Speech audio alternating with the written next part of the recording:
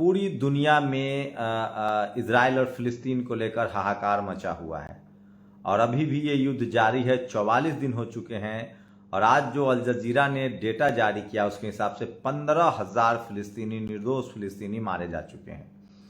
वहीं उसमें 3,000 करीब बच्चे शामिल हैं, 30,000 से ज़्यादा लोग इंजर्ड हैं। तो बहुत ही बुरी स्थिति में। वहीं भारत की बात करें तो सोचिए कि टनल में किस तरह से 41 लोग फंसे हुए हैं, तो उस पर भी बात करेंगे। इजराइल पर सबसे पहले हूती जो कि यमन के लड़ाके हैं, उसने एक जो पानी का जहाज है जिस पर 25 लोग थे क्रू मेंबर, उसको बंधक बना लिया है। तो सोचिए इजराइल के पानी के जहाज को हूती ने बंधक बना लिया, ये सबसे बड़ी खबर है इस समय की। वहीं रोज कम से कम 50 से ज्यादा इजरायली सैनिक गजा पट्टी में मारे जा रहे हैं।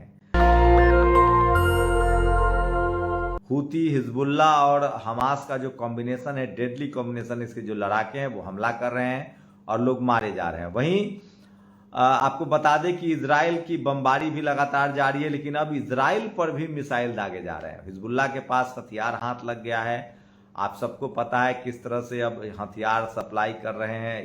ये जो चीन है वो हथियार दे रहा है, रूस हथियार दे रहा है, और उसके बाद ईरान जो है वो इस युद्ध में पूरी तरह से कूद चुका है और वो अमेरिकी ठिकानों पर भी हमला कर रहा है और वो इजराइल के ठिकानों पर भी हमला कर रहा है। लेकिन सवाल है कि जिस तरह से इजराइल ने इस युद्ध के बहाने, आतंकवाद के बहाने मजलूम लोगों को मारा, आम फिलिस्तीनियों को मारा, अस्पताल पर हमला किया, स्कूल बर्बाद किए, इससे किसको क्या हासिल हुआ? सोचिए पूरी दुनिया में कम से कम इजराइल में एक बात तो देखेंगे कि इजराइल नुकसान में दिख रहा है, फिलिस्तीन फायदे में दिख रहा है।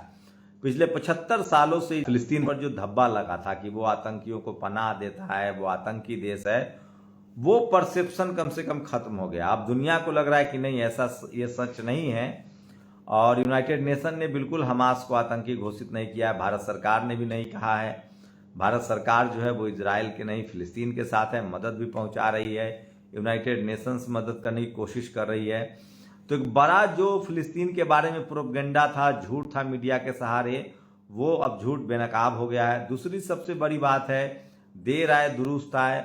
अब जो दुनिया है उसको लगने लगा है कि इजराइल जो है वो बिल्कुल आतंकी देश है और वो उसने फिलिस्तीन पर कब्जा करने के लिए निर्दोष लोगों की हत्या की है। वहीं फिलिस्तीनी इस पर बहुत ही नाराज हैं और भड़के हुए हैं। वो चाहते हैं कि किसी भी कीमत पर इसका सॉल्यूशन हो और वो अब इस लड़ाई को तब तक लड़ना चाहते हैं जब तक उनकी आज़ादी मुकम्मल ना हो जाए। तो सोचिए, दरअसल पिछले कई दशकों से मैं कह रहा हूं, 20 साल, 25 साल, 75 साल लगभग लोग कह रहे हैं कि 75 सालों से हर दूसरे तीसरे महीने पर, 6 महीने पर, 1 साल पर इजराइल हमला करता था, कुछ कब्जा कर लेता था, फिर सीज फायर होता था और वो डर जाते थे। तो उसके बाद से डरते डरते इजरायलियों का डर खत्म हो गया है। डरते डरते इजराइल का जो डर था फिलिस्तीन को कि ये मजबूत देश है, बम है, बारूद है, जहाज है, सेना है, रडार है, ये डर फिलिस्तीनियों के दिमाग से अब खत्म हो गया है।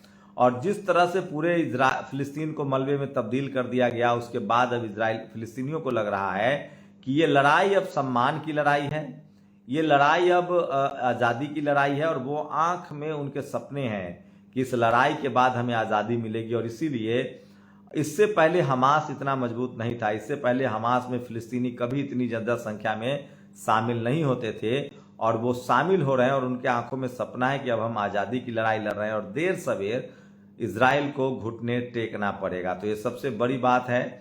और इजराइल के खिलाफ पूरी दुनिया में जिस तरह के प्रदर्शन हो रहे हैं उसकी भी आप कल्पना नहीं कर सकते। और सोचिए आज के डेट में इजराइल एकमात्र ऐसा देश है जिसके साथ दुनिया का कोई भी मुल्क खड़ा नहीं है।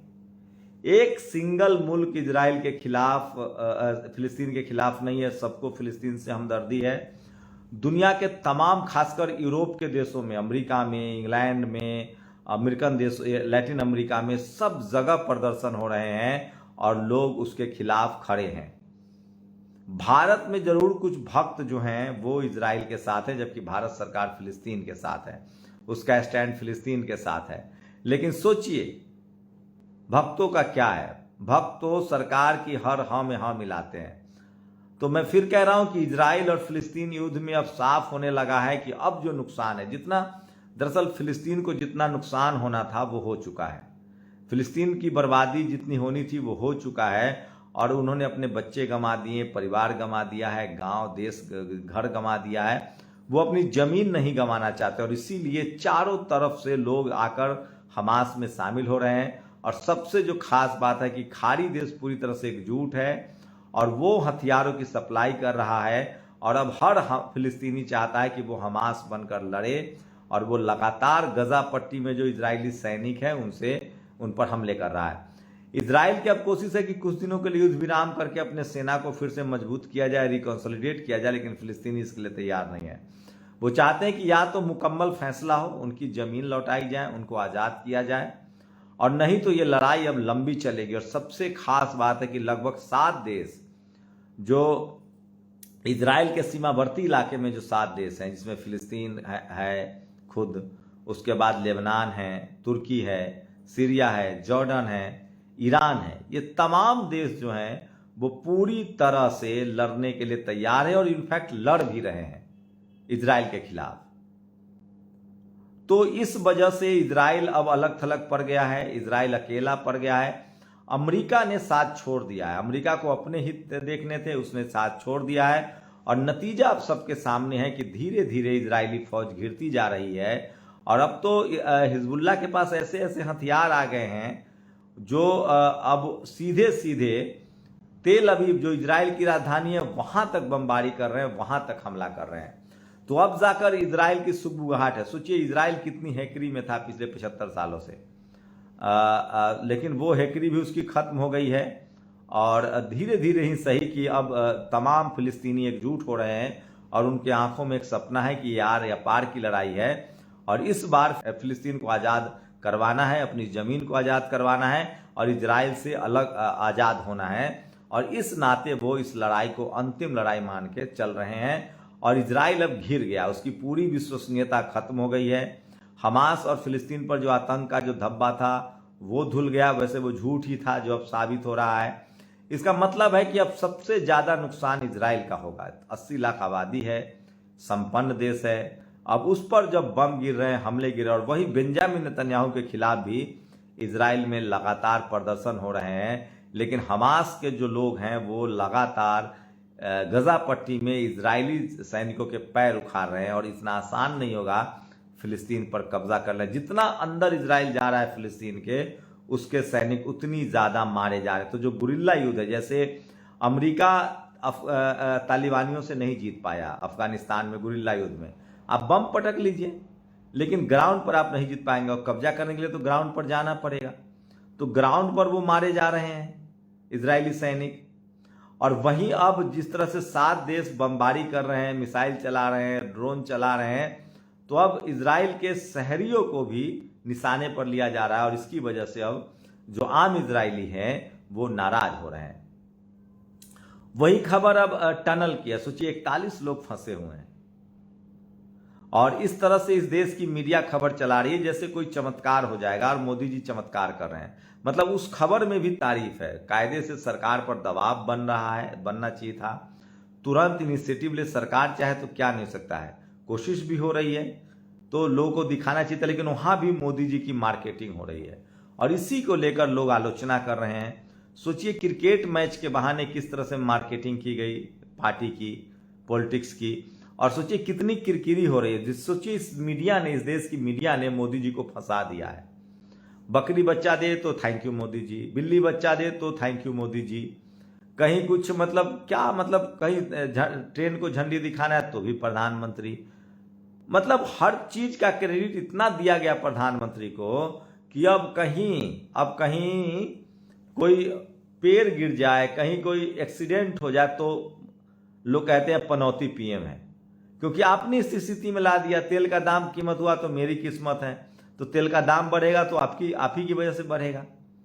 तो जिस तरह से मैच को प्रोपगेट किया गया, जिस तरह से चुनावी इस्तेमाल करने की कोशिश थी, उसके बाद से आज राहुल गांधी ने भी कहा पनौती है। लेकिन मैं इन सब चीज़ों को नहीं मानता हूं। मुझे लगता है कि खेल दमखम का खेल है, विज्ञान के दम पर जीता जाता है, और यही हम लोग गलती कर रहे हैं। सोचिए कि फाइनल मैच में भारत में जब तक पोंगापंथ खत्म नहीं होगा, जब तक कर्मकांड खत्म नहीं होगा, जब तक अंधविश्वास खत्म नहीं होगा और जब तक सुविधाएं नहीं बढ़ाई जाएंगे, स्टेडियम, स्पोर्ट्स की क्वालिटी नहीं सुधरेगी, हर गांव में, हर जिले में, हर शहर में स्पोर्ट्स क्वालिटी नहीं बेहतर होगी, इंफ्रास्ट्रक्चर मजबूत नहीं होगा, सहूलियत नहीं दी जाएगी, तब तक स्थिति बदलेगी नहीं। लेकिन इस पर कोई बात नहीं होता है। कुछ एक कम्युनिटी का एक बिजनेस है धर्म। आज किसी कांग्रेस नेता ने कहा है कि दान पेटी से मंदिर हटाइए। जिनका धर्म बिजनेस है वो आपको, दिलीप मंडल ने लिखा है कि बताइए वो कौन सा धर्म एटीएम है जिसमें पैसा सब डाल सकता है, निकालता एक ही जाति का आदमी है। तो सोचिए, जब धर्म का धंधा हो जाए, जब धर्म को धंधा में तब्दील कर दिया जाए, जब वो पेशा हो जाए, तो वो धर्म कहाँ रहता है। धर्म का मतलब होता है मानव सेवा, धर्म का मतलब होता है इंसानियत की सेवा। बुद्ध ने कहा है कि अगर धर्म बचाने के लिए इंसानों को मारना पड़े तो गलत है, तब उस धर्म को छोड़ दीजिए। इंसान बचेंगे तभी धर्म रहेगा।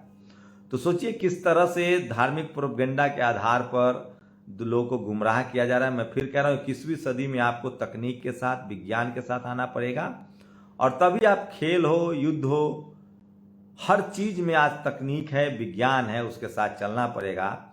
कर्मकांड से, अंधविश्वास से दूर रहिए और उसी में आपकी भलाई। आप लोग अपनी प्रतिक्रिया भी जरूर दीजिए। शुक्रिया। नेशनल दस्तक की आपसे गुजारिश है कि अगर इसको बचाना चाहते हैं तो नेशनल दस्तक को सब्सक्राइब करने के लिए रेड कलर के सब्सक्राइब बटन को दबाएं, फिर बेल आइकन की घंटी दबाएं। नेशनल दस्तक को बचाने के लिए बहुत जरूरी है कि हर खबर को शेयर करें, लाइक करें, कमेंट जरूर करें।